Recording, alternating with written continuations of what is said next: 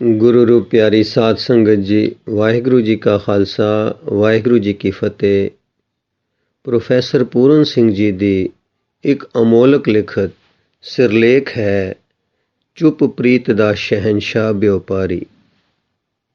पहला कांड।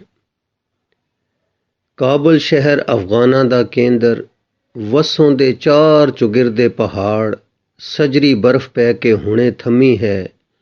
मकान, दरख्त, पहाड़, मैदान, राह, सड़कां सब बर्फ ने अपने रंग विच रंग दिते हन। नूर ही नूर होया पिया है।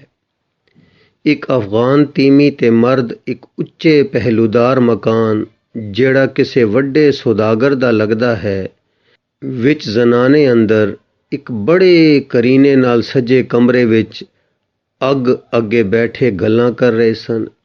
इउं जापदा है कि ਇਹ ਘਰ ਵਾਲਾ ਬੜੇ ਚਿਰ ਪਿੱਛੋਂ ਸੌਦਾਗਰੀ ਦੇ ਸਫ਼ਰ ਕਰਕੇ ਅੱਜ ਹੀ ਘਰ ਮੁੜਿਆ ਹੈ। ਮਰਦ ਦਾ ਚਿਹਰਾ ਭਖ ਰਿਹਾ ਸੀ।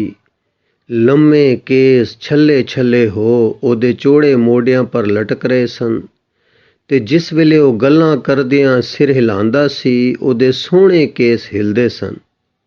ਇਹਨਾਂ ਕੇਸਾਂ ਦਾ ਕੋਈ ਐਸਾ ਛੁਪਿਆ ਜਿਹਾ ਪ੍ਰਭਾਵ ਪੈਂਦਾ ਸੀ ਕਿ ਉਸ ਮਰਦ ਦੀ ਸ਼ਕਲ कद कामत विच फकीरी रंग दे चावलियां दियां लिशकां सन ते ਇਹ ਹੋਰਨਾਂ ਅਫਗਾਨਾਂ थी अड पश्तो बोलण वाले तिराही पठाणा वांग कुल्ला ते पगड़ी पहनण दा शौकीन सी ते उसे वेले ਉਹਦੇ कुल्ले दे इर्द गिर्द लम्मे घुंघरीले वालां उपर एक बर्फ चिट्टी पगड़ी पेच पा रही सी।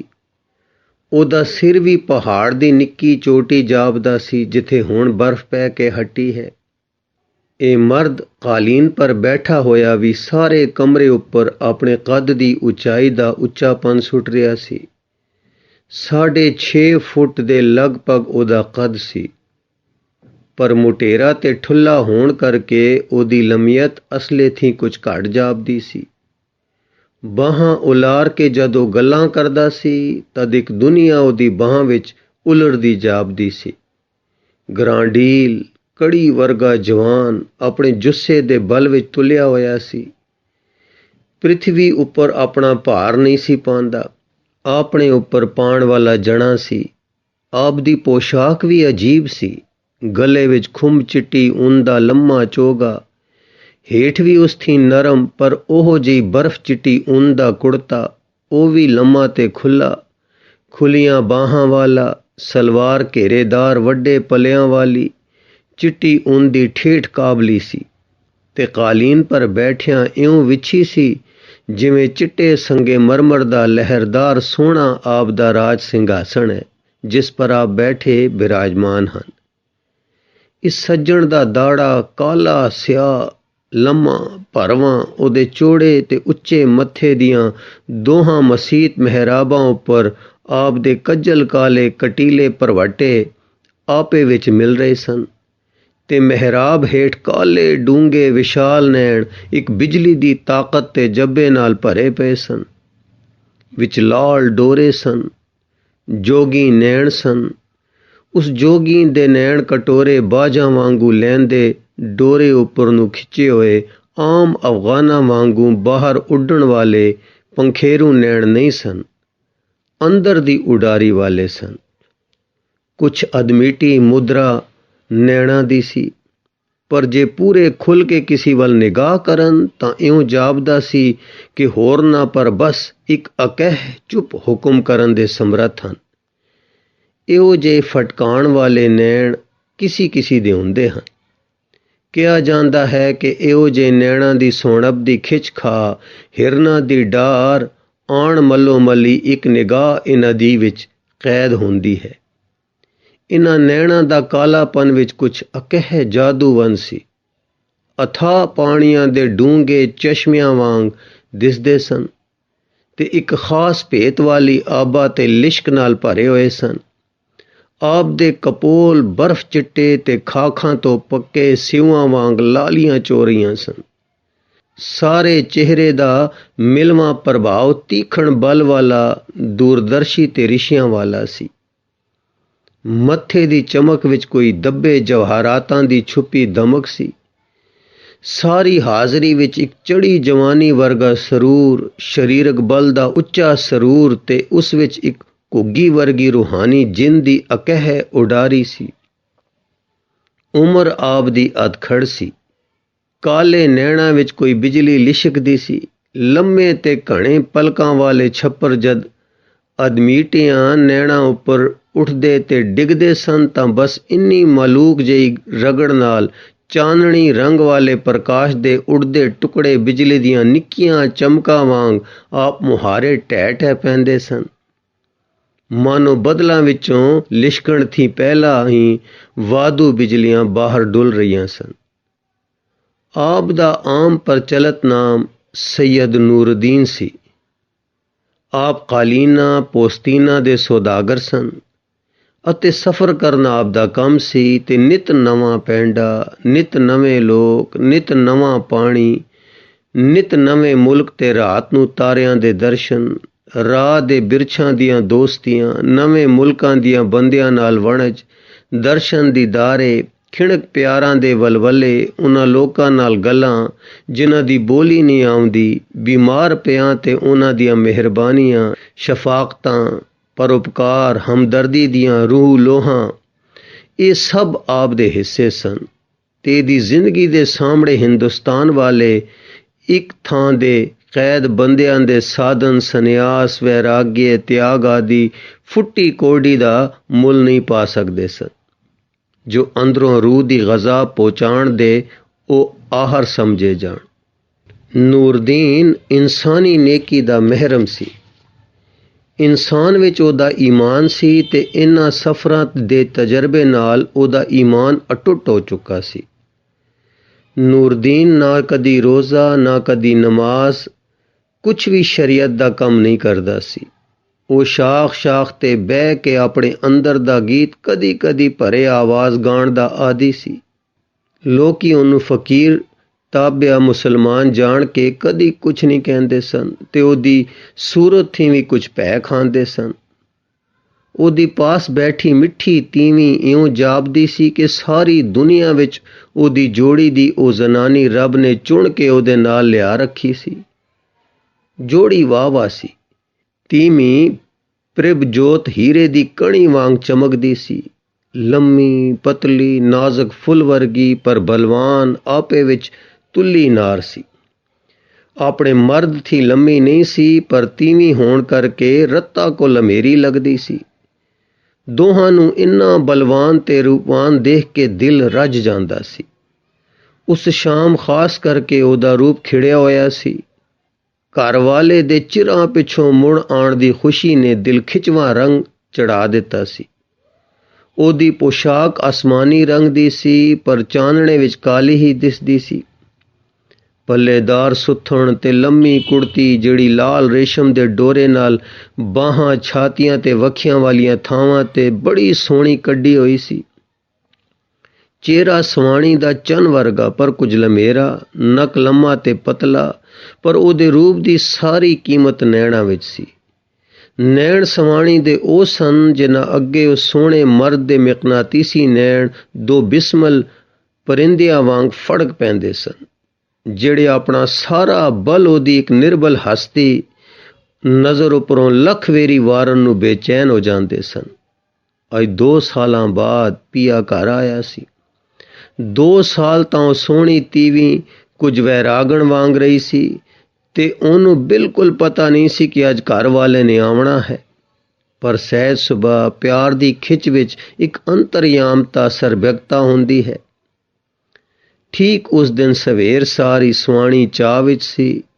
ਉਸ ਆਪਣੇ ਸਾਰੇ ਕੱਪੜੇ ਗਹਿਣੇ ਕੱਢੇ ਸਨ ਤੇ ਸਭ ਤੋਂ ਵਧੀਆ ਪੋਸ਼ਾਕ ਤੇ ਸਭ ਤੋਂ ਕੀਮਤੀ ਹਾਰ ਆਦਿ ਚੀਜ਼ਾਂ ਆਪਣੇ ਪਾਉਣ ਲਈ ਬਾਹਰ ਕੱਢੀਆਂ ਸਨ। ਇਸ਼ਨਾਨ ਵੀ ਤਕੜਾ ਚਿਰਲਾ ਕੇ ਕੀਤਾ। ਪੈਰਾਂ ਨੂੰ, ਹੱਥਾਂ ਨੂੰ, ਕਲਾਈਆਂ ਨੂੰ ਖੂਬ ਰਗੜ ਰਗੜ ਧੋਤਾ ਸੀ। ਹੱਥ ਪੈਰ ਚਿੱਟੇ ਕੰਵਲਾਂ ਵਾਂਗ ਚਮਕ ਪਏ ਸਨ ਤੇ ਆਪਣੀ ਕਨੀਜ਼ ਭਾਵ ਗੋਲੀ ਸ਼ਿਰਨੀ ਪਾਸੋਂ ਸਿਰ ਗੁੰਦਵਾਇਆ ਸੀ। ਸਜਰੀਆਂ ਪੱਟੀਆਂ ਆਪ ਦੇ ਚੰਨ ਚਿੱਟੇ ਮੱਥੇ ਉੱਪਰ ਲਿਸ਼ਕ ਰਹੀਆਂ ਸਨ ਤੇ ਕੁੰਡਲਦਾਰ ਦੋਵੇਂ ਲਿੱਟਾਂ ਆਪਣੇ ਪੁਰਾਣੇ ਤਰੀਕੇ ਦੀਆਂ ਗਲ ਵਿੱਚ ਮੋਤੀਆਂ ਦੇ ਹਾਰ ਨਾਲ ਗੋਸ਼ੇ ਕਰ ਰਹੀਆਂ ਸਨ। ਮਰਦ ਤਾਂ ਕੁਛ ਠਹਿਰ ਠਹਿਰ ਵਿੱਚ ਸੀ ਤੇ ਤੀਵੀਂ ਨਵੀਂ ਵਿਆਹੀ ਵੋਟੀ ਵਾਂਗ ਚੁੱਪ ਜਿਹੀ ਬਿਸਮਲ ਫੜਕ ਫੜਕ ਵਿੱਚ ਸੀ, ਬੇਚੈਨ ਸੀ। ਕਦੀ ਉੱਠਦੀ ਤੇ ਚਿਲਗੋਜ਼ੇ ਦਾ ਮੁੱਢ ਲਿਆ ਕੇ ਅੰਗੀਠੀ ਵਿੱਚ ਸਹਿਜੇ ਰੱਖਦੀ, ਅੱਗ ਨੂੰ ਤੇਜ਼ ਕਰਦੀ। ਪਰ ਕਮਾਲ ਦੀ ਤੀਵੀਂ ਸੀ, ਆਪਣੇ ਦਿਲ ਦੀ ਬੇਸਬਰੀ, ਪਿਆਰ, ਘਬਰਾਹਟ ਨੂੰ ਜ਼ਾਹਰ ਨਹੀਂ ਸੀ ਹੋਣ ਦੇਂਦੀ। ਇਸ ਕੋਸ਼ਿਸ਼ ਵਿੱਚ ਸੀ ਕਿ ਘਰ ਵਾਲੇ ਨੂੰ ਉਹਦੇ ਅੰਦਰ ਦੀ ਖੁਸ਼ੀ ਦਾ ਰੱਤਾ ਪਤਾ ਨਾ ਲੱਗੇ, ਉਹਦਾ ਕਾਂਬਾ ਨਾ ਦਿਸੇ, ਉਹਦੇ ਠੰਡੇ ਹੋਏ ਹੱਥ ਪੈਰ ਉਹਨੂੰ ਪਤਾ ਨਾ ਲੱਗਣ ਤੇ ਉਹਦੇ ਘਰ ਆਏ ਦੇ ਆਦਰ ਦਾ ਗੌਰਵ ਉਹਦੇ ਅੰਦਰ ਦੀ ਬੇਵਕੂਫੀ ਕਰਕੇ ਕਿਸੇ ਤਰ੍ਹਾਂ ਬੇਥਵਾ ਤੇ ਬੇਤੁਕਾ ਨਾ ਹੋ ਜਾਵੇ।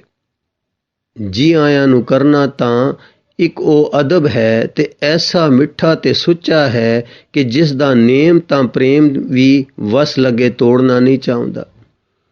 ਇਸ ਸੁਆਣੀ ਦੇ ਨੈਣਾਂ ਦੀ ਸਲੋਣਤਾ, ਉੱਠ ਬੈਠਤ ਦੀ ਗੌਰਵਤਾ, ਉਹਦੀ ਹਾਜ਼ਰੀ ਦੀ ਗੰਭੀਰਤਾ ਥੀ ਦਿਸ ਰਿਹਾ ਸੀ ਕਿ ਇਹ ਬੜੀ ਜੱਬੇ ਵਾਲੀ ਜ਼ਨਾਨੀ ਹੈ।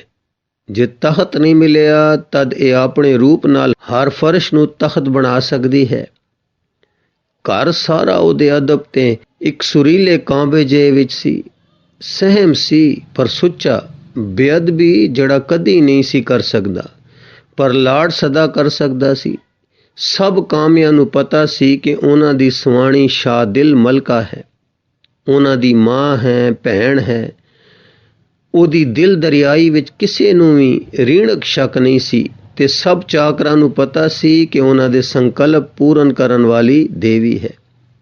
ਉਹਦੇ ਮਿੱਠੇ ਬਚਨ, ਹਮਦਰਦੀ ਸਭ ਦੇ ਦਿਲਾਂ ਤੇ ਰਾਜ ਕਰਦੇ ਸੀ ਤੇ ਘਰ ਸਾਰਾ ਉਹਦੇ ਦਾਤਾਪਨ, ਉਦਾਰਤਾ, ਚੰਗਿਆਈ, ਪਰਉਪਕਾਰ ਤੇ ਅਮਿਣਵੀਂ ਮਿੱਠਤ ਦੇ ਆਸਰੇ ਇੱਕ ਘਰ ਨਹੀਂ, ਇੱਕ ਰਾਜ ਬਣਿਆ ਪਿਆ ਸੀ।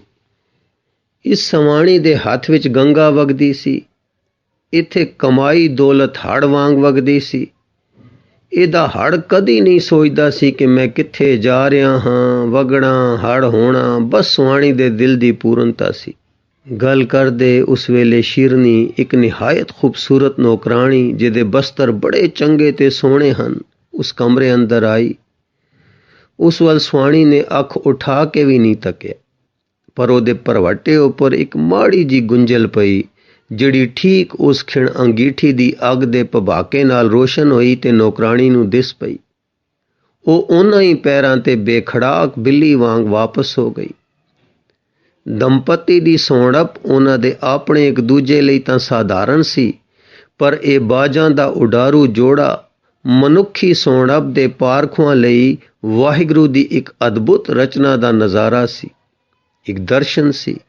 ਮਰਦ ਦੇ ਚਿਹਰੇ ਉੱਪਰ ਕੁਝ ਤੀਵੀਂਪਨ ਦੀ ਨਰਮੀ, ਦਇਆ, ਸਰਲਤਾ, ਮਾਸੂਮੀ, ਹੋਠਾਂ ਵਿੱਚ ਇੱਕ ਅਣਜਾਣ ਪੁਣਤਾ, ਨੈਣਾਂ ਵਿੱਚ ਅਥਰੂ ਸੇਜਲ, ਹੱਥ ਵਿੱਚ ਸੇਵਾ, ਮਦਦ, ਹਮਦਰਦੀ ਤੇ ਸਾਰੀ ਸ਼ਕਲ ਵਿੱਚ ਉੱਚੀ ਮਿੱਠੀ ਸੁਰੀਲੀ ਕੋਮਲਤਾ ਦਾ ਕਾਵਿ ਰੰਗ ਸੀ।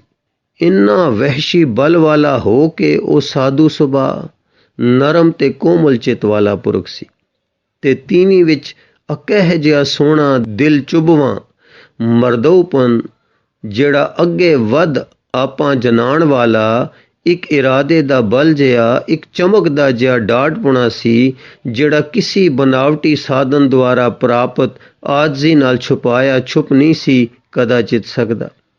ਕਾਲੇ ਰੰਗ ਦੀ ਸ਼ਾਲ ਉਸ ਗੋਰੇ ਚਿੰਨ ਚਿਹਰੇ ਉੱਪਰ ਆਕਾਸ਼ਾਂ ਦਾ ਰੰਗ ਬਣ ਰਹੀ ਸੀ। ਕੋਈ ਪ੍ਰਭਜੋਤ ਦੇਵੀ ਬੈਠੀ ਸੀ, ਮਨੁੱਖ ਨਹੀਂ ਸੀ ਜਾਪਦੀ। ਅਛੋ ਉੱਚੀ ਕੋਈ ਅਪਸਰਾ ਸੀ, ਤਕਿਆਂ ਮੈਲੀ ਹੁੰਦੀ ਸੀ, ਪਰਦਾਦਾਰ ਸੀ। ਜਦ ਉਹ ਉੱਠ ਕੇ ਆਪਣੇ ਘਰ ਵਾਲੇ ਦੀ ਰੁਝਵੀਂ ਆਓ ਭਗਤ ਵਿੱਚ ਆਉਂਦੀ ਜਾਂਦੀ ਸੀ ਤਾਂ ਉਹਦੀ ਦਿਲ ਵਿੱਚ ਦੀ ਇੱਕ ਮਿੱਠਤ, ਇੱਕ ਵਾਰਨ ਦੀ ਚਾਹ, ਇੱਕ ਪਿਘਲੀ ਕੁੱਠੀ ਕੁੱਠੀ ਜਿਹੀ ਰੂਹ ਦੀ ਬੇਹਬਲਤਾ, ਇੱਕ ਪਿਆਰ ਦਾ ਅਨੁਮਾਨ, ਪਾਗਲਪਨ, ਇੱਕ ਬਿਸਮਲ ਪਰਵਾਨੇ ਦੀ ਚੁੱਪ ਆਸ਼ਕੀ, ਇੱਕ ਫੜਕ ਫੜਕ ਡੁੱਲਦੀ ਵਗਦੀ ਦਿਸਦੀ ਸੀ ਤੇ ਐਸੀ ਪ੍ਰੀਤ ਨਸ਼ੀਲੀ ਚਾਲ ਸੀ ਕਿ ਉਸ ਨੂੰ ਆਪੇ ਉੱਪਰ ਕਾਬੂ ਰੱਖਣਾ ਕਠਿਨ ਤੇ ਅਤ ਕਠਿਨ ਹੋ ਰਿਹਾ ਸੀ। ਇਹ ਗਰੀਬ ਮਲਕਾ ਪਿਆਰ ਵਿੱਚ ਚੂਰ ਹੋਈ ਆਪ ਨੂੰ ਸੰਭਾਲ ਰਹੀ ਸੀ। ਹਾਏ, ਪਿਆਰੇ ਦੇ ਸਵਾਗਤ ਵਿੱਚ ਕਿਸੇ ਕਿਸਮ ਦੀ ਉਣਤਾਈ ਉਹਦੇ ਆਪਣੇ ਪਿਆਰ ਪਾਗਲਪਨ ਕਰਕੇ ਨਾ ਰਹਿ ਜਾਵੇ। ਘਰ ਵਾਲੇ ਆਖਰ ਪਰਾਈ ਮਾਂ ਦੇ ਪੁੱਤ ਆਉਂਦੇ ਹਨ। ਉਹਨਾਂ ਕਦੀ ਉਹ ਖਿਮਾ ਨਹੀਂ ਧਾਰਨ ਕਰਨੀ ਜਿਹੜੀ ਕਿ ਮਾਂ ਆਪਣੇ ਆਪੇ ਵਿੱਚੋਂ ਅੰਗਕ ਕੀਤੀ ਧੀ ਲਈ ਆਪਣੇ ਨਵੇਂ ਰੂਪ ਆਪੇ ਜੇ ਪੈਦਾ ਕੀਤੇ ਸਰੂਪ ਲਈ ਧਾਰਨ ਕਰ ਸਕਦੀ ਹੈ। ਸੁਆਣੀ ਜੀ ਅੱਜ ਬਰਫ਼ ਤਾਂ ਚੋਖੀ ਪੈ ਗਈ ਹੈ। ਨੂਰ ਜੀ ਪਿਆਰੀ ਜੀ ਰੱਬ ਦੀ ਮਿਹਰ ਵਸ ਰਹੀ ਹੈ। ਸ਼ੁਕਰ ਹੈ ਨਿੱਗੀ ਠੰਡ ਵਰਤ ਰਹੀ ਹੈ। ਦਿਲਾਂ ਦੀ ਵਸਤੀ ਵਸ ਰਹੀ ਹੈ। ਸੁਆਣੀ ਅੱਜ ਠੀਕ 2 ਸਾਲਾਂ ਬਾਅਦ ਤੁਸੀਂ ਘਰ ਆਏ ਹੋ। ਨੂਰ ਜੀ ਹਾਂ ਪਿਆਰੀ ਬੜੇ ਸੋਹਣੇ ਸਫ਼ਰ ਪਏ ਰਹੇ। ਸੁਆਣੀ ਮੇਰੇ ਲਈ ਸਫ਼ਰ ਝਾਕਦੇ ਰਹੇ ਹੋ, ਬਿਪਤਾ ਝਾਕਦੇ ਰਹੇ ਹੋ। ਨੂਰ ਜੀ ਪਿਆਰੀ ਜੀ ਆਪ ਮੇਰੇ ਲਈ ਜਫਰ ਜਾਲਦੇ ਰਹੇ ਹੋ, ਇੱਕੋ ਜਿਹੀ ਗੱਲ ਹੈ ਨਾ। ਸੁਆਣੀ ਪਰ ਘਰ ਬੈਠਿਆਂ ਦਾ ਆਪ ਦੇ ਦਿੱਤੇ ਆਰਾਮ ਵਿੱਚ ਸਾਨੂੰ ਕੀ ਦੁੱਖ ਹੈ। ਕਸ਼ਟ ਸਾਰੇ ਸਾਡੇ ਲਈ ਆਪ ਨੂੰ ਹੀ ਝੱਲਣੇ ਪੈਂਦੇ ਹਨ। ਨੂਰ ਜੀ ਸਾਨੂੰ ਸਰੀਰਕ ਆਪ ਨੂੰ ਰੂਹਾਨੀ ਕਸ਼ਟ ਝੱਲਣੇ ਪੈਂਦੇ ਹਨ। ਸਰੀਰਕ ਤਾਂ ਸੌਖੇ ਸਹੇ ਜਾਂਦੇ ਹਨ, ਕੋਈ ਨਾ ਕੋਈ ਸਬੀਲ ਨਿਕਲੀ ਆਉਂਦੀ ਹੈ, ਪਰ ਰੂਹਾਨੀ ਕਸ਼ਟ ਜੋ ਆਪ ਤੀਵੀਆਂ ਸਹਾਰਦੀਆਂ ਹਨ ਉਹਨਾਂ ਵਿੱਚ ਤਦਬੀਰ ਕੋਈ ਕੰਮ ਨਹੀਂ ਦਿੰਦੀ। ਨਾ ਦੂਜਾ ਕੋਈ ਉੱਥੇ ਜਾ ਕੇ ਆਪ ਦੀ ਸਹਾਇਤਾ ਕਰ ਸਕਣ ਦੇ ਸਮਰੱਥ ਹੁੰਦਾ ਹੈ। ਤੁਸੀਂ ਪਿਆਰ ਦੇ ਦੀਵਿਆਂ ਵਾਂਗ ਸਦਾ ਆਪਣੇ ਪਿਆਰ ਵਿੱਚ ਜਿੰਦ ਜਾਨ ਬਾਲਦਿਆਂ ਹੋ। ਤੁਹਾਡੀ ਕੁਰਬਾਨੀ ਵਿੱਚ ਪ੍ਰਕਾਸ਼ ਹੈ। ਉਸ ਪ੍ਰਕਾਸ਼ ਨਾਲ ਘਰ ਚਾਨਣਾ ਹੁੰਦਾ ਹੈ ਤੇ ਉਹ ਹੀ ਲੋ ਸਾਨੂੰ ਦੇਸ਼ਾਂ ਦੇਸ਼ਾਂਤਰਾਂ ਵਿੱਚ ਰਾਹ ਦੱਸਦੀ ਤੇ ਸਾਡੇ ਦਿਲ ਨਾਲ ਰਹਿੰਦੀ ਹੈ। ਤੁਸੀਂ ਤੀਵੀਆਂ ਧਨ ਹੋ। ਸੁਆਣੀ ਪਰ ਜੀ ਕਹਿੰਦਿਆਂ ਰੁਕ ਜਿਹੀ ਗਈ ਤੇ ਗੱਲ ਭੁਲਾਉਣ ਨੂੰ ਛੇਤੀ ਦੇ ਕੇ ਉੱਠ ਕੇ ਮੁੜ ਚਿਲਗੋਜ਼ੇ ਦਾ ਇੱਕ ਹੋਰ ਮੁੱਢ ਲਿਆਈ ਤੇ ਅੰਗੀਠੀ ਵਿੱਚ ਰੱਖ ਦਿੱਤਾ। ਨੂਰ ਜੀ ਹਾਂ ਪਿਆਰੀ ਜੀ ਤੁਸੀਂ ਕੁਝ ਕਹਿਣ ਲੱਗੇ ਸੀ। ਸੁਆਣੀ ਨਹੀਂ ਜੀ ਕੁਛ ਨਹੀਂ। ਮੂੰਹ ਨੀਵਾਂ ਜਿਹਾ ਪਾ ਲਿਆ ਤੇ ਅੱਗ ਨੂੰ ਠੀਕ ਕਰਨ ਲੱਗ ਗਈ। ਨੂਰ ਜੀ ਹਾਂ ਜੀ ਕਹੋ। ਮੈਂ ਤਾਂ ਆਪ ਦੇ ਮਿੱਠੇ ਫੁੱਲਾਂ ਵਰਗੇ ਮਲੂਕ ਬਚਨਾਂ ਦਾ ਭੁੱਖਾ ਹਾਂ। ਸੁਆਣੀ ਨਹੀਂ ਜੀ। ਨੂਰ ਜੀ ਫਿਰ ਕੀ ਗੱਲਾਂ ਕਰਦੇ ਰੁਕ ਗਏ ਹੋ ਤੇ ਅੱਗ ਨੂੰ ਠੀਕ ਕਰ ਰਹੇ ਹੋ। ਸੁਆਣੀ ਕੁਛ ਨਹੀਂ ਜੀ। ਨੂਰ ਜੀ ਪਰ ਤੁਸੀਂ ਜਿਸ ਵੇਲੇ ਦਾ ਮੈਂ ਆਇਆ ਹਾਂ ਇਉਂ ਹੋ ਜਿਵੇਂ ਮੈਂ ਘਰ ਵਿੱਚ ਮਹਿਮਾਨ ਹਾਂ। ਸੁਆਣੀ ਨਹੀਂ ਜੀ। ਨੂਰ ਜੀ ਤੁਸੀਂ ਖੁੱਲ੍ਹਦੇ ਕਿਉਂ ਨਹੀਂ। ਆਪਣੇ ਪਿਆਰ ਗੁੱਦੇ ਬਚਨਾਂ ਨਾਲ ਰਜਾਓ ਨਾ। ਇਹ ਸ਼ਰਮ ਕੀ, ਇਹ ਸੰਕੋਚ ਕੀ ਗੱਲਾਂ ਕਰਦੇ ਉੱਠ ਚਲਗੋਜ਼ੇ ਦਾ ਮੁੱਢ ਲਿਆ ਧਰਨਾ ਕੀ। ਦੇਖੋ ਹੁਣ ਤਾਂ ਕਿੰਨੇ ਹੀ ਹੋ ਗਏ ਹਨ, ਇੰਨੀ ਅੱਗ ਤਾਂ ਸਹਾਰੀ ਵੀ ਨਾ ਜਾਊ। ਆਪ ਤਾਂ ਕਿਸੇ ਬੇਹੋਸ਼ੀ ਜਿਹੀ ਵਿੱਚ ਲੱਕੜਾਂ ਲਿਆ ਜੋੜੀ ਜਾਂਦੇ ਹੋ। ਸੁਆਣੀ ਨਹੀਂ ਜੀ। ਨੂਰ ਜੀ ਪਰ ਤੁਸੀਂ ਗੱਲ ਕਰਨ ਲੱਗੇ ਸੀ। ਸੁਆਣੀ ਨਹੀਂ ਜੀ। ਨੂਰ ਜੀ ਪਰ ਹੋਂਠਾਂ ਵਿੱਚ ਗੱਲ ਰੁਕ ਗਈ ਸੀ। ਗੱਲ ਦੇ ਵੀ ਕੀ ਵਸ ਹੈ। ਹੋਂਠ ਆਪ ਦੇ ਇੰਨੇ ਮਿੱਠੇ ਹਨ ਕਿ ਉੱਥੇ ਆ ਕੇ ਕਿਸੇ ਦਾ ਜੀ ਉੱਥੋਂ ਹਿੱਲਣ ਨੂੰ ਨਹੀਂ ਕਰਦਾ। ਇਹ ਤਾਂ ਆਪ ਦੇ ਆਪਣੇ ਲਫ਼ਜ਼ ਹੋਏ। ਸੁਆਣੀ ਨਹੀਂ ਜੀ। ਨੂਰ ਜੀ ਆਪ ਦੇ ਨੈਣਾਂ ਵਿੱਚ ਅਥਰੂ ਡਲ ਕਰ ਰਹੇ ਹਨ, ਕੋਈ ਗੱਲ ਹੈ ਦੱਸੋ ਨਾ। ਸੁਆਣੀ ਜੀ ਤੁਸੀਂ ਐਤਕੀ ਦੇ ਸਫ਼ਰ ਵਿੱਚ ਕੁਝ ਹੋਰ ਦੇ ਹੋਰ ਹੋ ਗਏ ਜਾਪਦੇ ਹੋ। ਤੁਸਾਂ ਰੱਬ ਕਿਹਾ ਤੇ ਦਿਲ ਦੀ ਕਿੰਗਰੀ ਤੇ ਇੱਕ ਤੀਰ ਦੀ ਨੋਕ ਵਾਂਗ ਆਪ ਦਾ ਰੱਬ ਸ਼ਬਦ ਜਾ ਕੇ ਲੱਗਾ। ਇੱਕ ਤੀਰ ਆਉਂਦਾ ਦਿਸਿਆ, ਨਿਕਲਦਾ ਦਿਸਿਆ ਨਹੀਂ ਤੇ ਦਿਲ ਦਾ ਮਨਾਰਾ ਰੋਸ਼ਨ ਹੋ ਗਿਆ। ਅੰਦਰ ਸੁੱਖ ਦੀ ਖਲਬਲੀ ਮਚ ਗਈ। ਤੁਹਾਡਾ ਚਿਹਰਾ ਨਵੀਆਂ ਦਮਕਾਂ ਵਿੱਚ ਹੈ। ਮੇਰੇ ਨੈਣ ਦੇਖ ਮੁੰਦੇ ਜਾਂਦੇ ਹਨ। ਛੱਪਰ ਉੱਠਦੇ ਨਹੀਂ, ਸਰੂਰ ਸਿਰ ਨੂੰ ਚੜ੍ਹਦਾ ਹੈ ਕਿ ਇੱਕ ਝੂਮ ਜਿਹੀ ਆਉਂਦੀ ਹੈ। ਆਪ ਦੇ ਅੰਗਾਂ ਵਿੱਚ ਕੋਈ ਬਿਜਲੀਲੀ ਫੜਕਾਂ ਹਨ। ਹੱਥ ਲਾਇਆ ਬਿਜਲੀ ਦੀ ਰੌਂ ਮੇਰੇ ਰੂਹ ਵਿੱਚ ਜਾ ਫਿਰਦੀ ਹੈ। ਜੀ ਐਤਕੀ ਸਫ਼ਰਾਂ ਵਿੱਚ ਤੁਸੀਂ ਹੋਰ ਦੇ ਹੋਰ ਹੋ ਆਇਓ। ਆਪ ਦੇ ਨੈਣ ਉੱਪਰ ਨੂੰ ਖਿੱਚੇ ਹੋਏ ਹਨ। ਆਪ ਦਾ ਮੱਥਾ ਦਮਕ ਰਿਹਾ ਹੈ। ਪਤਾ ਨਹੀਂ ਕੀ ਗੱਲ ਹੈ ਪਰ ਤੁਸੀਂ ਬਹੁਤ ਹੀ ਚੰਗੇ ਲੱਗਦੇ ਹੋ। ਦੇਖ ਠੰਡ ਪੈਂਦੀ ਹੈ। ਜੀ ਇਹ ਕੀ ਗੱਲ ਹੈ। ਆਪ ਦੇ ਹੋਠਾਂ ਵਿੱਚ ਇੱਕ ਫੁੱਲਹਾਸੀ ਜੜੀ ਹੈ। ਇਹ ਕਿਸੇ ਹੋਰ ਦੀ ਜਾਪਦੀ ਹੈ। ਇਸ ਵਿੱਚ ਕੋਈ ਸੋਹਣਾ ਭੇਦ ਹੱਸ ਰਿਹਾ ਹੈ। ਮੈਨੂੰ ਜੀ ਪਤਾ ਨਹੀਂ ਪਿਆ ਲੱਗਦਾ, ਦਿਲ ਰੂਹ ਜਾਨ ਮੇਰੀ ਖਿੱਚੀ ਜਾ ਰਹੀ ਹੈ। ਮੈਂ ਬੇਬਸ ਹੋ ਰਹੀ ਹਾਂ। ਕੁਝ ਦਿਲ ਚੁੱਭਾਂ ਮਰਨ ਨੇੜੇ ਆਉਂਦਾ ਦਿਸ ਰਿਹਾ ਹੈ, ਪਰ ਪ੍ਰਭਾਵ ਬੜਾ ਉੱਚਾ ਹੈ। ਇਉਂ ਲੱਗਦਾ ਹੈ ਕਿ ਮੈਂ ਰੱਬ ਦੇ ਦਰ ਤੇ ਖੜੀ ਹਾਂ। ਮੇਰੇ ਹੱਥ ਜੁੜਦੇ ਜਾਂਦੇ ਹਨ, ਮੇਰਾ ਸਿਰ ਡਿੱਗਦਾ ਜਾਂਦਾ ਹੈ। ਇਹ ਸਿਰ ਆਪ ਦੇ ਕਦਮਾਂ ਤੇ ਰੱਖਣ ਨੂੰ ਜੀ ਲੋਚਦਾ ਹੈ। ਮੱਥਾ ਮੇਰਾ ਧੜਕ ਰਿਹਾ ਹੈ, ਰੂਹ ਹਲੂਲ ਹੋ ਰਿਹਾ ਹੈ। ਰੋਣ ਆਪ ਮੁਹਾਰਾ ਆ ਰਿਹਾ ਹੈ। ਮਨ ਇੰਨਾ ਮਿੱਠਾ ਹੋ ਗਿਆ ਹੈ ਕਿ ਦਿਲ ਕਰਦਾ ਹੈ ਕਿ ਹਰ ਇੱਕ ਦੁਖੀ ਦਰਦੀ ਦਿਸੀਂਦੇ ਉੱਪਰ, ਇੱਕ ਫੱਟੜ ਪੰਛੀ ਦੇ ਜ਼ਖਮ ਲਈ, ਇੱਕ ਘਾਇਲ ਘੋੜੇ ਦੇ ਦੁੱਖ ਉੱਪਰ, ਇੱਕ ਤੀਵੀਂ ਦੇ ਅਥਰੂ ਉੱਪਰ, ਕਿਸੇ ਬੱਚੇ ਦੀ ਖਾਤਰ ਆਪਾ ਵਾਰ ਸੁੱਟ ਦਿਆਂ। ਜੀ ਤੁਸੀਂ ਦੱਸੋ ਇਹ ਕੀ ਵਰਤ ਰਿਹਾ ਹੈ? ਨੂਰ ਜੀ, ਪਿਆਰੀ ਜੀ, ਮੈਂ ਆਪ ਦੇ ਵਚਨਾਂ ਦਾ ਭੁੱਖਾ ਹਾਂ, ਤੁਸੀਂ ਬੋਲੀ ਜਾਓ। ਸੁਆਣੀ ਜੀ, ਤੁਸੀਂ ਦੱਸੋ ਨਾ, ਕੀ ਗੱਲ ਹੈ? ਮੈਨੂੰ ਅਨੇਕਾਂ ਭਰਮ ਪੈ ਰਹੇ ਹਨ। ਅੱਲਾ ਭੁੱਲ ਰਿਹਾ ਹੈ, ਕੁਝ ਕੂੜ ਦਿਸ ਰਿਹਾ ਹੈ। ਤੁਸੀਂ ਸੱਚ ਦਿਸ ਰਹੇ ਹੋ। ਤੁਸੀਂ ਅੱਲਾ ਹੋ ਰਹੇ ਹੋ, ਤੇ ਮੈਂ ਆਪਣੇ ਦਿਲ ਵਿੱਚ ਸ਼ਰਮਾ ਰਹੀ ਹਾਂ ਕਿ ਮੇਰੇ ਅੰਦਰ ਇਹ ਕੀ ਕੁਫਰ ਵਰਤ ਰਿਹਾ ਹੈ। ਤੁਸੀਂ ਕੀ ਆਖੋਗੇ? ਇਸ ਕਾਰਣੋਂ ਗੱਲ ਕਰਨੋਂ ਰੁਕ ਰਹੀ ਸਾਂ, ਤੇ ਜੇ ਮੈਂ ਆਪਣੇ ਦਿਲ ਮੂਰਖ ਦੀ ਗੱਲ ਮੰਨ ਕੇ ਆਪ ਦੇ ਕਦਮਾਂ ਤੇ ਡਿੱਗਦੀ, ਤਦ ਇੱਕ ਨਾਟਕੀ ਜਿਹੀ ਗੱਲ ਦਿਖਾਵਾ ਜਿਹਾ ਦਿਸਦਾ ਹੈ। ਮੈਂ ਡਰ ਗਈ। ਤੁਸੀਂ ਕੀ ਕਹੋਗੇ? ਮੈਂ ਆਪਣੇ ਦਿਲ ਵਿੱਚ ਹੀ ਸ਼ਰਮਾ ਰਹੀ ਸਾਂ। ਪਰ ਸਾਈਂ ਜੀ, ਇਹ ਗੱਲ ਕੀ ਹੈ? ਇਹਨਾਂ ਸਫ਼ਰਾਂ ਵਿੱਚ ਆਪ ਨੂੰ ਕੀ ਲੱਭਾ ਹੈ? ਨੂਰ ਜੀ, ਪਿਆਰੀ ਜੀ, ਗੱਲ ਕਰੀ ਜਾਓ। ਮੇਰਾ ਉੱਤਰ ਉਡੀਕ ਕਰਨ ਵਿੱਚ ਆਪ ਦੇ ਕਥਨ ਦਾ ਪ੍ਰਵਾਹ ਰੁਕ ਜਾਏਗਾ। ਸੁਆਣੀ, ਪਰ ਕੀ ਕਰਾਂ ਸਾਈਂ ਜੀ, ਤੁਸੀਂ ਕੁਝ ਹੋਰ ਹੋ ਆਏ ਹੋ, ਜਾਂ ਮੇਰੇ ਦਿਲ ਵਿੱਚ ਕੋਈ ਹਿੰਦੂ ਆ ਬੈਠਾ ਹੈ। ਮੇਰਾ ਮਨ ਬੁਤਖਾਨਾ ਹੋ ਗਿਆ ਹੈ। ਮੈਨੂੰ ਦਿਸਦਾ ਹੈ ਮੈਂ ਕਾਫਰ ਹੋ ਰਹੀ ਹਾਂ। ਤੁਸੀਂ ਕੀ ਕਹੋਗੇ? ਨਾ ਮੈਂ ਦੱਸ ਸਕਦੀ ਹਾਂ, ਨਾ ਛੁਪਾ ਸਕਦੀ ਹਾਂ। ਤੁਸੀਂ ਕੀ ਹੋ ਆਏ ਹੋ? ਅੱਗੇ ਤਾਂ ਇਹਨਾਂ ਕਦੀ ਵੀ ਨਹੀਂ ਸੀ ਹੋਇਆ। ਨੂਰ ਜੀ, ਪਿਆਰੀ ਜੀ, ਮੈਂ ਤਾਂ ਆਪ ਦਾ ਹਾਂ, ਉਹੀ ਹਾਂ, ਪਰ ਤੁਸੀਂ ਠੀਕ ਆਪਣੇ ਮਹਿਬੂਬੀ ਰੰਗ ਵਿੱਚ ਹੋ। ਸੋਹਣੇ ਤਾਂ ਸਦਾ ਬੁੱਤੀ ਹੁੰਦੇ ਹਨ, ਤੇ ਹਮਾਤੜ ਪੁਜਾਰੀ ਸਦਾ ਕਾਫਰ ਹੀ ਹੁੰਦੇ ਹਨ। ਕੁਫਰ ਇਸੀ ਪਿਆਰ ਪੂਜਾ ਦਾ ਹੀ ਤਾਂ ਦੂਜਾ ਨਾਂ ਹੈ। ਸਾਰੇ ਮਜ਼ਹਬ ਇਸੀ ਪਿਆਰ ਦੇ ਮਗਰ ਪੈ ਜਾਂਦੇ ਹਨ। ਆਖਦੇ ਹਨ ਸੋਹਣਿਆਂ ਬੁੱਤਾਂ ਦਾ ਪਿਆਰ ਕਾਫਰ ਬਣਾ ਦਿੰਦਾ ਹੈ, ਪਰ ਉਲਟੀ ਗੱਲ, ਸਾਨੂੰ ਤਾਂ ਬੁੱਤ ਦੇਖ ਕੇ ਹੀ ਰੱਬ ਯਾਦ ਆਉਂਦਾ ਹੈ। ਸੁਆਣੀ, ਨਹੀਂ ਜੀ, ਮੈਂ ਮਜ਼ਹਬ ਨੂੰ ਨਹੀਂ ਕੋਸ ਰਹੀ। ਮੈਂ ਤਾਂ ਆਪ ਨੂੰ ਆਪਣੀ ਹਾਲਤ ਦੱਸ ਰਹੀ ਹਾਂ। ਤੁਸੀਂ ਇਸ ਨੂਰਾਨੀ ਉੱਚੀ ਸੋਹਣੀ ਸੂਰਤ ਵਿੱਚ ਰੱਬ ਦਿਸ ਰਹੇ ਹੋ। ਨੂਰ ਜੀ, ਪਿਆਰੀ ਜੀ, ਬਸ ਇਹੋ ਕੁਫਰ ਹੈ।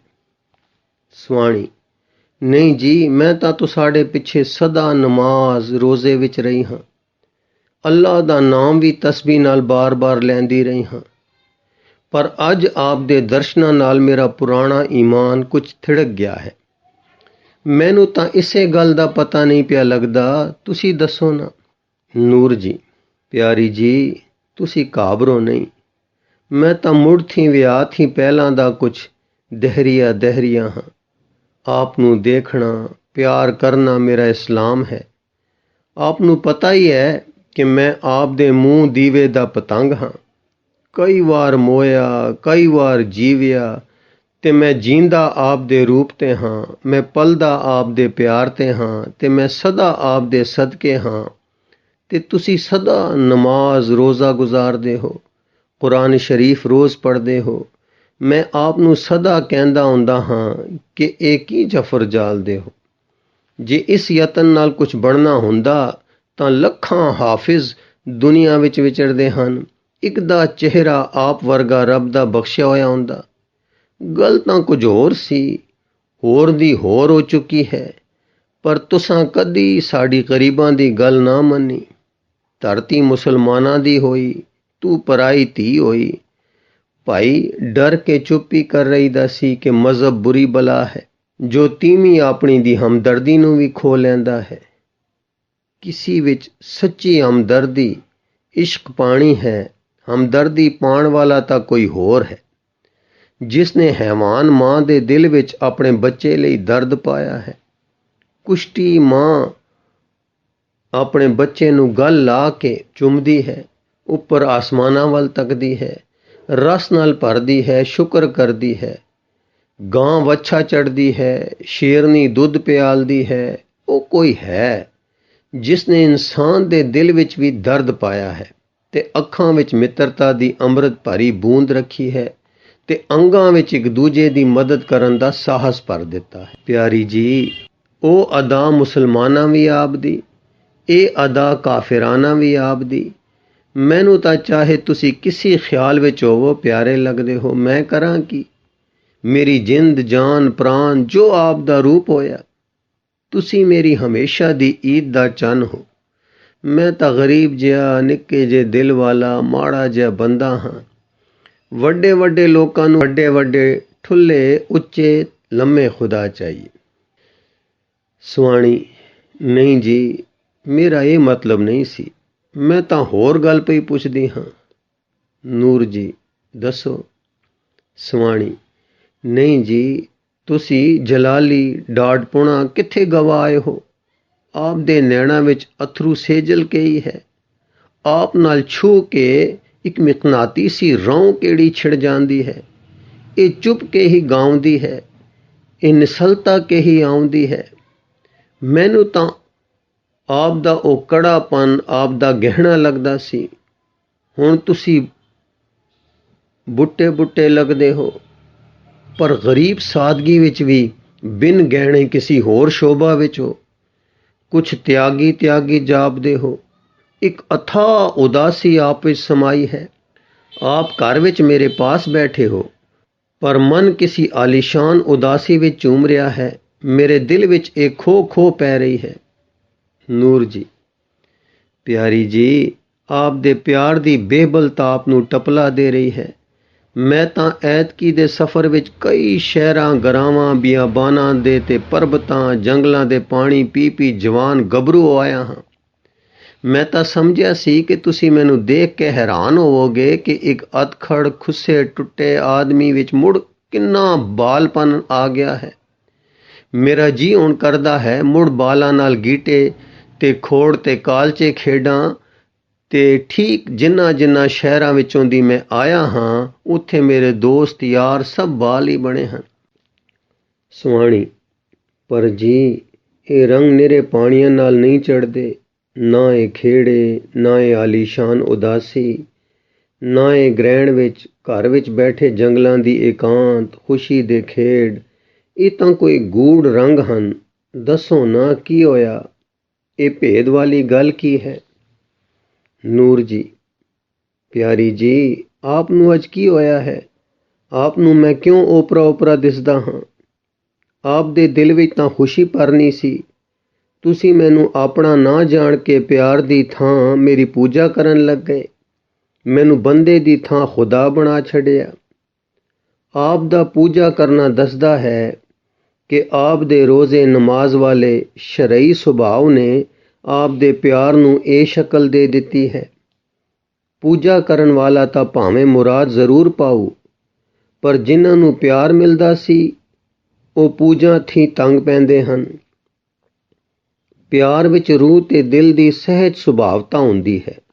ਆਪ ਮੁਹਾਰੀ ਹੁੰਦੀ ਹੈ, ਪਰ ਪੂਜਾ ਵਿੱਚ ਸਦਾ ਹੀ ਕੋਈ ਨਾ ਕੋਈ ਅਣਪਛਾਤੀ ਅਣਜਾਤੀ ਜਿਹੀ ਨਾਟਕੀ ਚੇਸ਼ਟਾ ਬੇਮਾਲੂਮੀ ਪੈ ਜਾਂਦੀ ਹੈ। ਸ਼ਰੀਅਤ ਥੀ ਮੈਂ ਸੁਭਾਵਿਕ ਇਸ ਕਰਕੇ ਸਦਾ ਆਪ ਜਾਣਦੇ ਹੋ ਤੰਗ ਰਿਹਾ ਹਾਂ। ਪੂਜਾ ਜਦ ਪਿਆਰ ਹੁੰਦੀ ਹੈ ਤਦ ਹੀ ਸਹਿਜ ਨੂੰ ਪ੍ਰਾਪਤ ਕਰਦੀ ਹੈ। ਇਹ ਗੱਲ ਵੱਖਰੀ ਰਹੀ ਕਿ ਪਿਆਰ ਵਿੱਚ ਫਰਕ ਹੈ। ਉਹ ਤਾਂ ਆਪਣਾ ਆਪਣਾ ਵਿੱਤ ਹੈ, ਉਸ ਨਾਲ ਵੀ ਕਿਸੇ ਦਾ ਕੋਈ ਵਾਹ ਨਹੀਂ ਚੱਲਦਾ। ਗਿਆਨ ਨੇ ਪੱਥਰ ਬੰਦਿਆਂ ਨੂੰ ਕਦੀ ਇਨਸਾਨ ਤਾਂ ਨਹੀਂ ਬਣਾ ਦੇਣਾ, ਆਦਮੀ ਨੂੰ ਫਰਿਸ਼ਤਾ ਤਾਂ ਨਹੀਂ ਕਰ ਦੇਣਾ। ਰਾਗੀ ਹਰ ਕੋਈ ਨਹੀਂ ਹੋ ਸਕਦਾ। ਉਹ ਕਿਤਾਬਾਂ, ਉਹ ਮਸਲੇ, ਮੁਹੰਮਦ ਸਾਹਿਬ ਦੇ 4 ਯਾਰਾਂ 4 ਖਲੀਫਿਆਂ ਵਰਗਾ ਮੁੜ ਨਾ ਕੋਈ ਜੰਮਿਆ। ਉਹ ਨਮਾਜ਼ਾਂ, ਉਹ ਰੋਜ਼ੇ, ਉਹ ਬਾਂਗਾਂ, ਉਹ ਤਸਬੀਹਾਂ, ਨਾ ਕੋਈ ਮੁਹੰਮਦ ਮੁੜ ਹੋਇਆ, ਨਾ ਖਦੀਜਾ। ਨਾ ਉਹ ਤੀਖਣ ਹੈਵਾਨੀਅਤ ਜਲਾ ਦੇਣ ਵਾਲੀ ਰੱਬੀ ਪਿਆਰ ਮੌਲਵੀਆਂ ਨੂੰ ਨਸੀਬ ਹੋਏ। ਮਨਸੂਰ ਨੂੰ ਸੂਲੀ ਕੰਡੇ ਵਾਂਗ ਵੀ ਨਾ ਚੁੱਭੀ, ਪਰ ਸਾਨੂੰ ਕੰਡੇ ਸੂਲੀ ਵਾਂਗ ਲੱਗਦੇ ਹਨ। ਪਿਆਰ ਵਿੱਚ ਦਰਦ ਹੈ, ਪਰ ਇਹ ਮੌਲਾ ਦੇ ਰੰਗ। ਕੋਈ ਫੁੱਲ, ਕੋਈ ਸੂਰਜ, ਕੋਈ ਪੈਗੰਬਰ ਖੁਦਾ ਦੇ ਪਿਆਰ ਵਿੱਚ, ਕੋਈ ਇੱਕ ਨਿਮਾਣਾ ਨੂਰਦੀਨ ਆਪਣੀ ਸੁਆਣੀ ਦੇ ਰੰਗ ਰੂਪ ਵਿੱਚ ਅਧੀਰ ਬਣਦਾ। ਹਾਂਜੀ, ਇਹ ਵੀ ਇੱਕ ਹਸਤੀ ਹੈ, ਰੱਬ ਦੀ ਹੈ, ਸਭ ਕੁਝ ਸੋਹਣਾ ਹੈ ਉਹਦਾ। ਸੁਆਣੀ: ਨਹੀਂ ਜੀ, ਆਪ ਕੀ ਆਖ ਰਹੇ ਹੋ? ਮੈਂ ਤਾਂ ਆਪਣੇ ਦਿਲ ਨੂੰ ਇਹੋ ਜਿਹੀ ਪੂਜਾ ਥੀ ਤਾਂ ਬੜੇ ਯਤਨਾਂ ਨਾਲ ਰੋਕ ਰਹੀ ਹਾਂ, ਪਰ ਮੱਲੋ ਮੱਲੀ ਆਪ ਦੇ ਅੱਜ ਦੀਦਾਰ ਮੈਨੂੰ ਇਉਂ ਮੋੜ ਰਹੇ ਹਨ। ਤੁਸੀਂ ਸਾਹਮਣੇ ਬੈਠੇ ਅੱਲਾ ਦਿਸ ਰਹੇ ਹੋ, ਅਦਬ ਨਾਲ ਮੱਲੋ ਮੱਲੀ ਸਿਰ ਝੁਕ ਰਿਹਾ ਹੈ। ਨੂਰ ਜੀ: ਪਰ ਕੀ ਹੁਣ ਆਪ ਮੈਨੂੰ ਪਿਆਰ ਨਹੀਂ ਕਰਦੇ? ਉਹ ਮੁਲਾਣਿਆਂ ਵਾਲੀਆਂ ਗੱਲਾਂ ਕਰਨ ਲੱਗ ਪਏ ਹੋ। ਸੁਆਣੀ: ਨਹੀਂ ਜੀ, ਤੱਕੋ ਨਾ, ਤੱਕੋ ਨਾ। ਸੁਆਣੀ ਕੰਬ ਰਹੀ ਸੀ, ਹੋਠ ਕੰਬ ਰਹੇ ਸਨ, ਕੁਛ ਰੁਕ ਗਈ। ਨੂਰ ਜੀ: ਪਿਆਰੀ ਜੀ, ਦੱਸੋ ਨਾ। ਸੁਆਣੀ: ਮੈਂ ਕੀ ਦੱਸਾਂ, ਆਪ ਨੂੰ ਤਾਂ ਪਤਾ ਹੀ ਹੈ ਨਾ। ਮੈਂ ਕੀ ਆਖਾਂ, ਮੈਂ ਕੀ ਦੱਸਾਂ। ਮੈਂ ਨਿਮਾਣੀ ਸ਼ਰੀਅਤ ਦੀ ਮਾਰੀ ਵਿੱਚ ਪਿਆਰ ਕਿੱਥੇ? ਪਰ ਆਪ ਜਾਣਦੇ ਹੋ, ਆਪ ਨੇ ਮੈਨੂੰ ਕਬੂਲ ਕੀਤਾ ਹੀ ਹੋਇਆ ਹੈ, ਮੇਰੇ ਵਿੱਚ ਪਿਆਰ ਕਿੱਥੇ? ਨੂਰ ਜੀ: ਪਿਆਰੀ ਜੀ, ਮੈਨੂੰ ਪਤਾ ਹੈ, ਮੇਰੇ ਆਉਣ ਨਾਲ ਆਪ ਦਾ ਰੋਮ ਰੋਮ ਪਿਆਰ ਨਸ਼ੇ ਨਾਲ ਭਰ ਰਿਹਾ ਹੈ, ਦਿਲ ਬੇਹਬਲੋ ਬੇਕਾਬੂ ਹੋ ਰਿਹਾ ਹੈ। ਪਰ ਆਪ ਉੱਚੇ ਰਾਠ ਸਤੀ ਜਨਾਨੀ ਹੋ। ਆਪ ਬਿਜਲੀਆਂ ਨੂੰ ਆਪਣੀਆਂ ਵੱਖੀਆਂ ਵੱਖੀਆਂ ਵਿੱਚ ਬਬੋਕ ਬਬੋਕ ਸੁਲਾ ਦਿੰਦੇ ਹੋ। ਆਪ ਦਾ ਆਵਾਜ਼ ਮਿੱਠਾ ਹੋ ਗਿਆ ਹੈ, ਅੱਗੇ ਹੀ ਮਿੱਠਾ ਸੀ, ਪਰ ਹੁਣ ਬਹਿਸ਼ਤ ਦਾ ਮੇਵਾ ਹੋ ਗਿਆ। ਆਪ ਦਾ ਜੁੱਸਾ ਮਿਸ਼ਰੀ ਦੀ ਡਲੀ ਹੋ। ਆਪ ਦੀ ਆਪਣੀ ਜ਼ਬਾਨ ਪਰ ਆਪ ਨੂੰ ਆਪ ਮਿੱਠਾ ਲੱਗ ਰਿਹਾ ਹੈ। ਆਪ ਦਾ ਰੂਹ ਪਿਆਰ ਗਰਮੀ ਵਿੱਚ ਨਿੱਘਾ ਹੋ ਰਿਹਾ ਹੈ ਤੇ ਲੂੰ ਲੂੰ ਤੂੰ ਹੀ ਕਰ ਰਿਹਾ ਹੈ। ਸ਼ੁਕਰ ਹੈ, ਸਵਾਦ ਵਿੱਚ ਹੈ, ਪਿਆਰ ਵਿੱਚ ਹੈ। ਹੁਣ ਉਹ ਸੁਆਣੀ ਰੁਕ ਨਾ ਸਕੀ। ਉਸ ਆਪਣਾ ਸਿਰ ਨੂਰਦੀਨ ਨੂਰ ਦੇ ਅੰਬਾਰ ਦੀ ਝੋਲੀ ਵਿੱਚ ਰੱਖ ਦਿੱਤਾ। ਆਪਣੀਆਂ ਲੰਮੀਆਂ ਪਤਲੀਆਂ ਬਾਹਾਂ ਫੁੱਲਾਂ ਦੇ ਹਾਰ ਵਾਂਗ ਨਿਸੱਤਿਆਂ ਹੋ ਸੁੱਟ ਦਿੱਤੀਆਂ ਤੇ ਬੇਹੋਸ਼ ਜਿਹੀ ਕੰਬਦੀ ਕਬੂਤਰਨੀ ਵਾਂਗ 2 ਸਾਲਾਂ ਦੀ ਵਿਛੜੀ ਪ੍ਰਿਆ ਆਪਣੇ ਪ੍ਰਿਆਵਰ ਨੂਰ ਨੂੰ ਇਉਂ ਧਾ ਮਿਲੀ। ਅਥਰੂਆਂ ਦੇ ਹੜ੍ਹਾਂ ਵਿੱਚ ਪਿਆਰ ਸਮਾਧੀ ਵਿੱਚ ਗੜੂੰਦ ਹੋਈ ਤੇ ਕਮਰੇ ਵਿੱਚ ਚੰਬੇਲੀ ਦੇ ਚਿੱਟੇ ਫੁੱਲਾਂ ਦੀ ਬਰਖਾ ਹੋਈ, ਜਿਹੜੀ ਕਿਸੇ ਡਿੱਠੇ ਨਹੀਂ ਸੀ ਤੇ ਨਾ ਕਿਸੇ ਨੂੰ ਦਿਸ ਸਕਦੀ ਸੀ। ਹਾਂ, ਨੂਰਦੀਨ ਨੂੰ ਮਾੜੀ ਜਿਹੀ ਚੰਬੇ ਦੀ ਖੁਸ਼ਬੂ ਆਈ ਤੇ ਕੁਝ ਅਚਰਜ ਹੋਇਆ ਕਿ ਉਹ ਮਹਿਕ ਕਿੱਥੋਂ ਆਈ ਤੇ ਕਿਸ ਦੀ ਹੈ। ਗੁਰੂ ਰੂ ਪਿਆਰੀ ਸਾਧ ਸੰਗਤ ਜੀ, ਇਸ ਲਿਖਤ ਦਾ ਅਗਲਾ ਹਿੱਸਾ ਆਪ ਜੀ ਨੂੰ ਅੱਗੇ ਸਰਵਣ ਕਰਾਉਣ ਦੀ ਕੋਸ਼ਿਸ਼ ਕਰਾਂਗੇ ਜੀ। ਵਾਹਿਗੁਰੂ ਜੀ ਕਾ ਖਾਲਸਾ, ਵਾਹਿਗੁਰੂ ਜੀ ਕੀ ਫਤਿਹ।